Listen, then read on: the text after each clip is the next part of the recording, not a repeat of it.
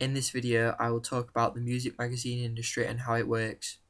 A music magazine is a magazine dedicated to music and its culture. These magazines tend to include news, interviews, reviews, photos, and sometimes have recorded music. There is not just one media institution that makes all music magazines, there is several. They are made up by a number of different companies. Most of the companies that make more mainstream music magazines are conglomerates, whereas on the other hand, more niche music magazines are made by independent companies. A conglomerate is a company that is made up of subsidiaries. This means that due to subsidiaries, a conglomerate has cross-media ownership which allows them to make brands which can be promoted and advertised across platforms. This is called synergy.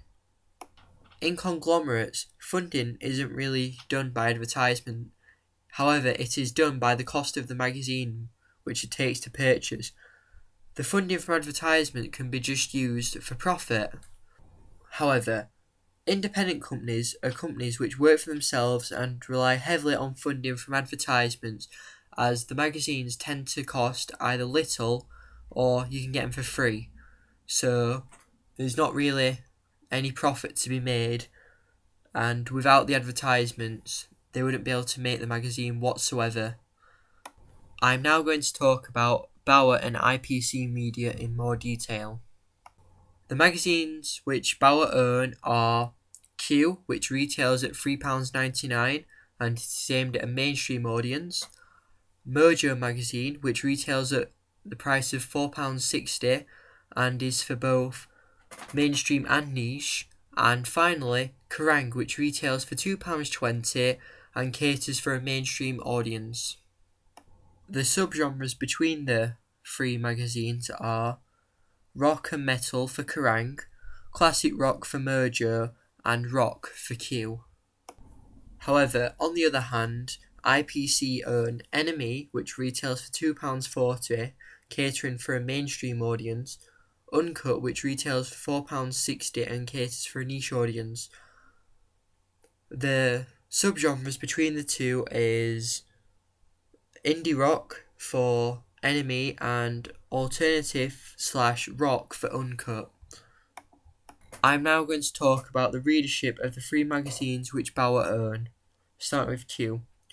Q sells over 58,000 copies per issue, whereas Mojo sells over 79,000, and finally Kerrang sells over 37,000 copies per issue.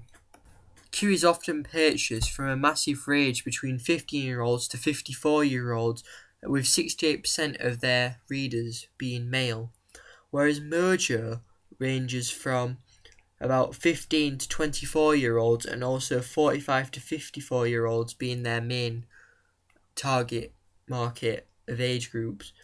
73% of the readers are male. And finally, Kerrang are 54% male, and the main target audience is 15 to 24-year-olds. Magazines use the process of synergy to sell the brand. For example, not only do Bauer Media own Kerrang magazine, they own Kerrang Radio, the Kerrang TV music channel, and the Kerrang website. This is called cross-media products, as the name Kerrang has been used on multiple platforms to sell the brand. On all of the platforms, Kerrang would be advertised, as it is seen as free advertising. It doesn't cost anything, and then Kerrang get to promote themselves about the cross-platform media which you can access, and it allows the company to make profit because it doesn't cost them anything whatsoever, but they are giving themselves more advertising and more chances for people to see their things.